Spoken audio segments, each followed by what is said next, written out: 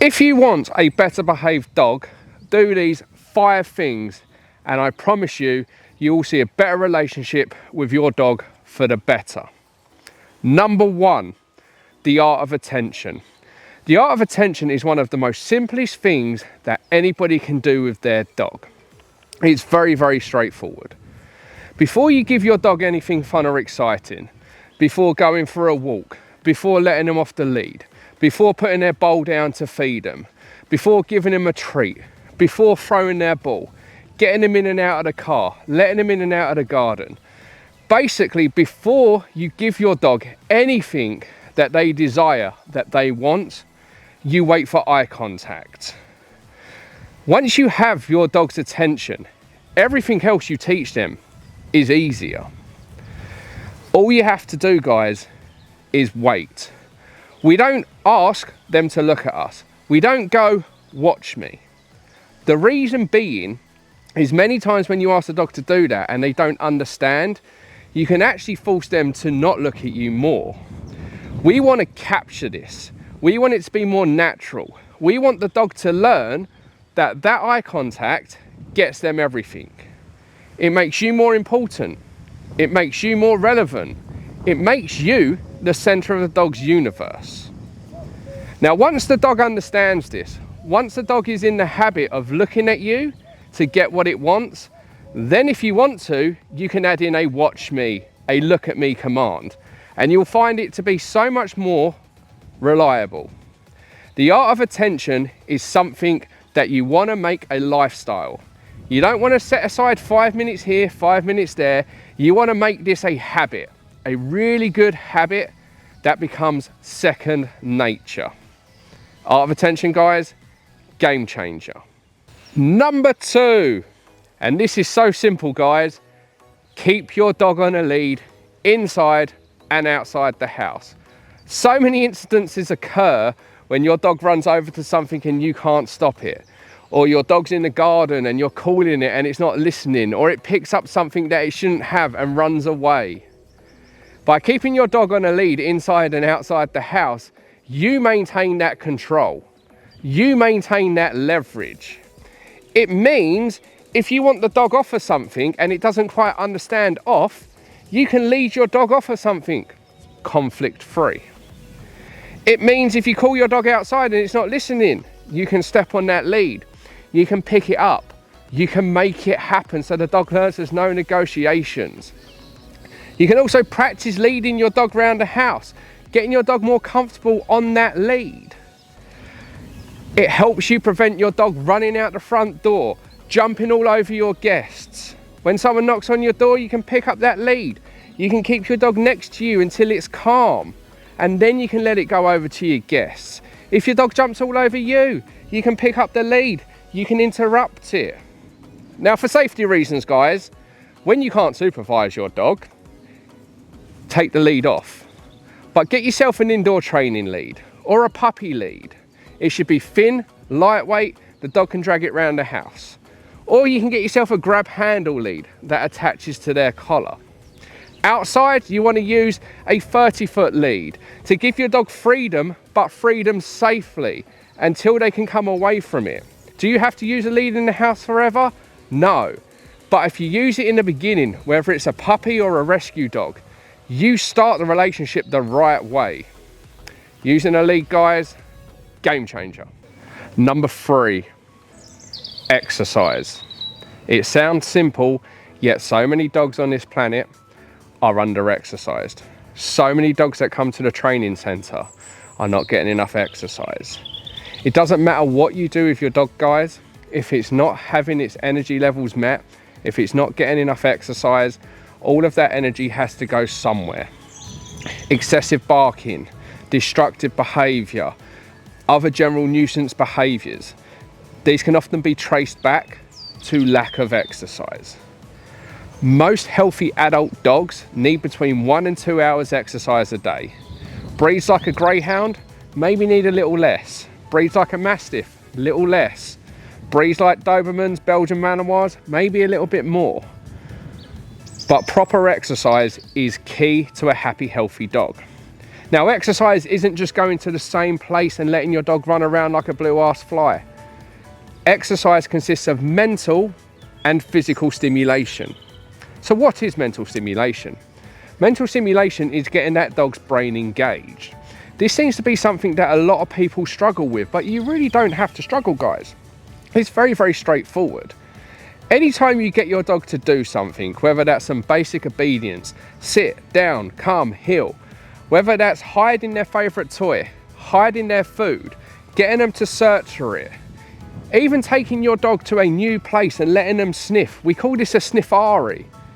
Every time that dog's sniffing, it's taking in information, it's mentally enriching. So basically, anytime that dog is thinking, because you've asked it to do something, asked it to find something, or it's searching for something, or just having a good old sniff around, this is mental enrichment. This is so important.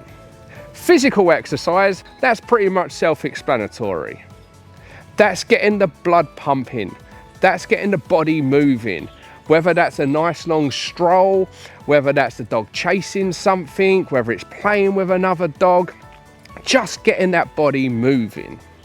If you combine physical and mental stimulation together, you will really be targeting that dog in the best way. You'll have a dog that will be so much more content, so much calmer, so much more relaxed.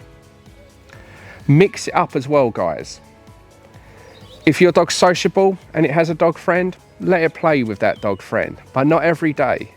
You want to make the fun about you and the dog. So prioritize going somewhere new with your dog. Prioritize having fun with your dog. Prioritize using its favorite toy outside the house, not inside the house, so that toy remains valuable. But I guarantee you, if you exercise your dog properly, you'll see a huge difference.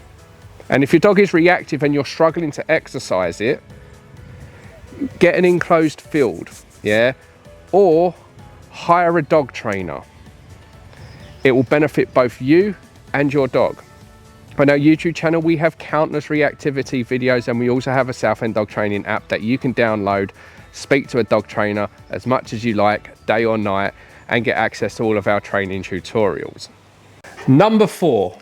Now, some of you may be sitting here going, I exercise my dog a lot, but he still has problems. Now, that's mainly because a lot of dogs that are getting enough exercise don't know how to switch off. Did you know dogs are meant to sleep for around 16 to 18 hours a day, yet so many dogs are not getting nearly enough. So many dogs, when they go for a walk, they'll come back, go in their bed, lay on the sofa, lay on the floor, but the second you go to a different room, it's following you. The second you go to the bathroom, it's following you. The second it hears a noise, it's up. So the dog's getting a lot of broken sleep. You know yourself, guys, if you're constantly having interrupted sleep, if you're not getting enough sleep, it can make you irritable. It can make you restless. And this is no different for a dog. So, how do we help a dog relax and switch off? First of all, we follow point number 3, make sure the dog's getting enough exercise. But then after exercise, we utilize crates, or we utilize beds, or a spot on the sofa. It is easier if you begin with a crate, then move on to the bed or sofa. But after exercise, you want to start to crate your dog for a minimum of 2 hours. This will teach your dog over a period of time to achieve full decompression. So by exercising your dog and then teaching an off switch, your dog will be much calmer.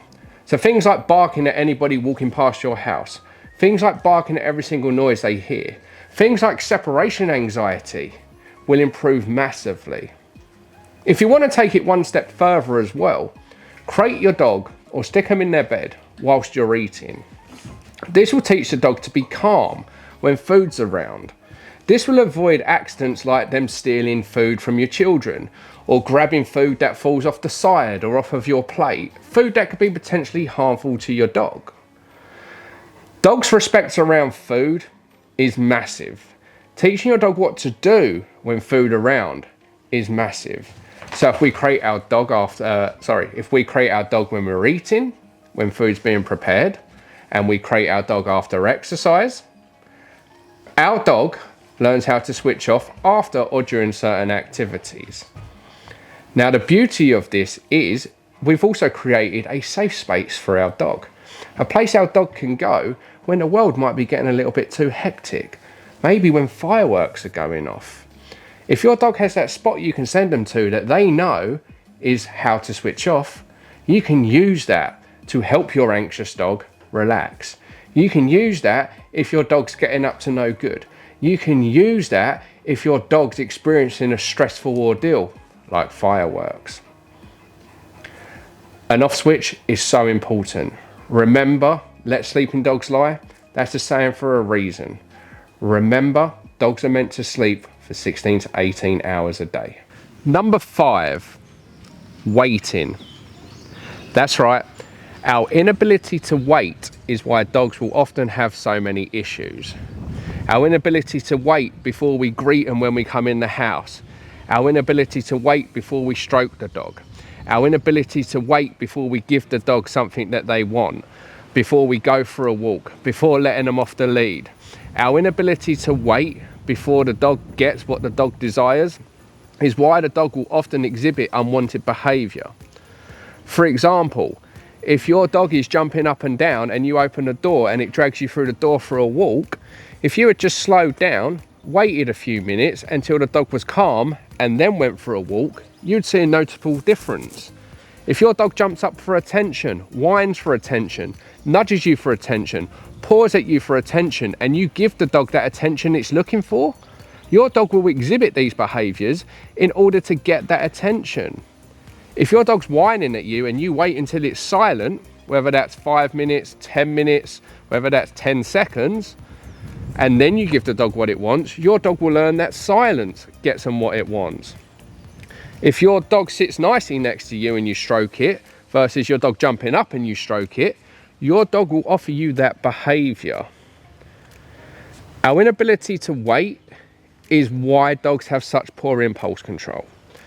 So if you want a better behaved dog, just wait for a second when they're exhibiting that unwanted behaviour, that one that you really don't like whining, like barking, like giving them attention. Wait until the dog is actually doing what you want. Fuss, stroking a dog. This is such a powerful thing. Stroking a dog for being calm, for offering that right behaviour, absolute game changer. It seems so simple, yet so many people don't do it. And I get it, the dog's there, we just want to stroke it. I get it, the dog's looking for attention, we just want to stroke it. I get it, the dog's excited about going for a walk, we just want to go for a walk. But by slowing it down, you'll start to see a calmer, better behaved dog. Remember, what takes long today, guys, will take less and less the more consistent you are. So these things will become second nature. And these things, guys, the lead, the crate, it's not forever. It's just in the beginning until your dog is behaving the way you want it to.